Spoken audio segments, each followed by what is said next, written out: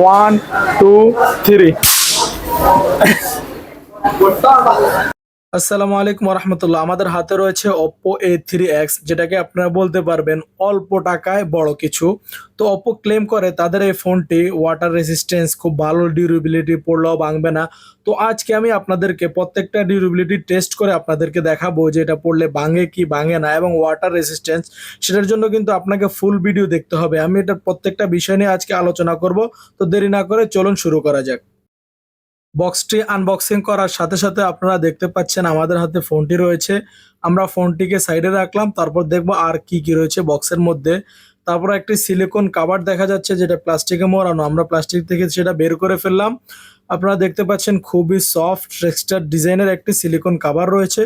কিছু পেপার পাতি রয়েছে, একটি সিম রিজেক্টর রয়েছে, আর এখানে রয়েছে আপনার 45 ওয়াটের একটি ফাস্ট চার্জিং আর ইউএসবি টাইপ সি একটি কেবল রয়েছে। এখন আমরা এই ফোনটার ডিজাইন নিয়ে কথা বলবো। ওপ্পোকে ধন্যবাদ দেওয়ার দরকার, কারণ এতদিন ওপ্পো কম রেঞ্জের ফোনগুলোতে কোনো সুন্দর ডিজাইন করতো না, ওই পুরানো ডিজাইন, লম্বা লম্বা দুইটা ক্যামেরা, গোল, কারো কাছে ভালো লাগতো না। কিন্তু এখন ওপ্পো তাদের ফোনগুলোতে চেঞ্জ নিয়ে আসছে, খুবই সুন্দর ডিজাইন করেছে।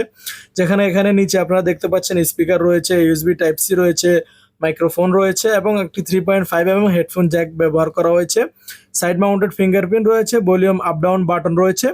আর ডিসপ্লেতে তারা খুব চমৎকার একটি চেঞ্জ করেছে, সেটা হচ্ছে এই রেঞ্জের ফোনগুলোতে পাঞ্চুয়াল ডিসপ্লে থাকে না, এখানে কিন্তু তারা পাঞ্চুয়াল ডিসপ্লে ব্যবহার করেছে, বেজেলটা একটু কম করেছে।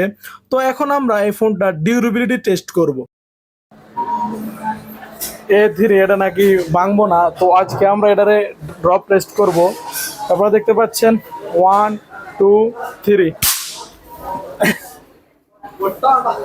দেখতে পাচ্ছেন কত ফুট থেকে ফালাইছি, কিচ্ছু হয় না, একদম ক্লিয়ার। আমি তো ভয়ে পাইছিলাম, মনে করছিলাম তো গেছে, একদম ক্লিয়ার, ঠিকঠাক আছে, কোনো সমস্যা হবে না।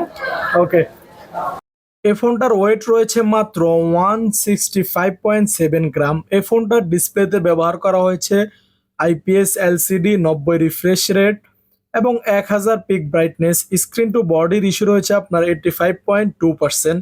মানে পিক ব্রাইটনেসটা খুবই ভালো ছিল, এই রেঞ্জ হিসাবে আমার কাছে খুবই ভালো লেগেছে।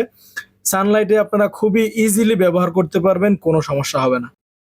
রেজলিউশন হিসাবে এই ফোনটিতে ব্যবহার করা হয়েছে 1604/720 পিক্সেল রেজলিউশন এই ফোনটিতে ব্যবহার করা হয়েছে। মানে রেজলিউশন একটু কম হলেও কিন্তু আপনার পিক ব্রাইটনেসের কারণে আপনারা দেখতে পাচ্ছেন ভিডিও কোয়ালিটি খুবই সুন্দর দেখা যাচ্ছে। আপনারা কিন্তু চাইলে খুব সুন্দর ভিডিও এই ফোনটিতে ধারণ করতে পারবেন, দেখতে পারবেন, খুবই চমৎকার ডিসপ্লে কোয়ালিটির কারণে। এই ফোনটিতে আপনার 300% ভলিউম ব্যবহার করা হয়েছে। ডুয়েল স্টিরিও স্পিকার যদিও ব্যবহার করা হয় নাই, তারপরেও খুব ভালো সাউন্ড এই ফোনটিতে আপনারা পেয়ে যাবেন, কারণ এখানে 300% ভলিউম ব্যবহার করা হয়েছে এবং এতে IP54 water and dust resistant ব্যবহার করা হয়েছে। চলুন আমরা এটার water and dust resistance check করি। এখানে মাত্র IP54 water and dust resistant ব্যবহার করা হয়েছে। এটা কিন্তু আপনি যে কোনো ফোনে যদি IP54 থাকে, পানিতে পড়লে কোনো সমস্যা হবে না, কিন্তু বেশি পানিতে ফালাইবেন না। আপনাদেরকে আমি অনুরোধ করব, বেশি পানিতে রাখবেন না, বেশিক্ষণ পানিতে রাখলে আপনার ফোন সমস্যা হবে। IP68ও যদি আপনার ফোন ওয়াটার রেসিস্ট্যান্স হয়, তারপর পানিতে পড়লে কিন্তু সমস্যা হবে। সুতরাং পানি থেকে বাঁচায় রাখতে পারলে ভালো হইব। টুকটাক বৃষ্টির পানি হলে কোনো সমস্যা হবে না, পানিতে পড়ে গেলে সমস্যা হবে, সুতরাং আপনাকে সতর্কতা অবলম্বন করতে হবে। এই ফোনটার মেন ক্যামেরা ব্যবহার করা হয়েছে 8 মেগাপিক্সেলের ক্যামেরা। যদিও এটা হাস্যকর, কিন্তু কিছু করার নাই। এই ফোনটা তাদের ডিউরেবিলিটির দিকে ফোকাস করেছে, ক্যামেরার দিকে তেমন একটা ফোকাস করে নেই। সেজন্য আপনারা যদি মজবুত ফোন চান তাহলে এটি নিতে পারেন। ক্যামেরাও ঠিকঠাক আছে, বাজেট হিসাবে ওকে। আপনারা চাইলে এখানে 1080 পিক্সেলের ভিডিও ধারণ করতে পারবেন, ফ্রন্ট অ্যান্ড ব্যাক ওটা ঠিকঠাক ছিল, তবে আপনার কোয়ালিটি আরেকটু বেটার হলে ভালো হতো। তো আপনারা যারা মজবুতের জন্য নিতে চান নিতে পারেন, ক্যামেরাও ঠিকঠাক আছে, ব্যবহার করতে পারবেন, কোনো সমস্যা হবে না। আপনাদের সন্দেহ দূর করার জন্য তারপর আমি এই ফোনটার ফ্রন্ট ক্যামেরা দিয়ে ফটোটা তুলেছি। আপনারা দেখতে পাচ্ছেন এটা এই ফোনটার 5 মেগাপিক্সেল দিয়ে তোলা। কেমন ফটোটা কেমন লাগছে আপনাদেরকে অবশ্যই কমেন্ট করে জানাবেন। আপনাদের কি রেঞ্জ হিসেবে ঠিকঠাক আছে কিনা অবশ্যই আমাকে জানাবেন। আর এখন যে ফটোটা দেখতে পাচ্ছেন এই ফটোটা এই ফোনটার মেন ক্যামেরা দিয়ে তোলা, অর্থাৎ 8 মেগাপিক্সেল দিয়ে তোলা।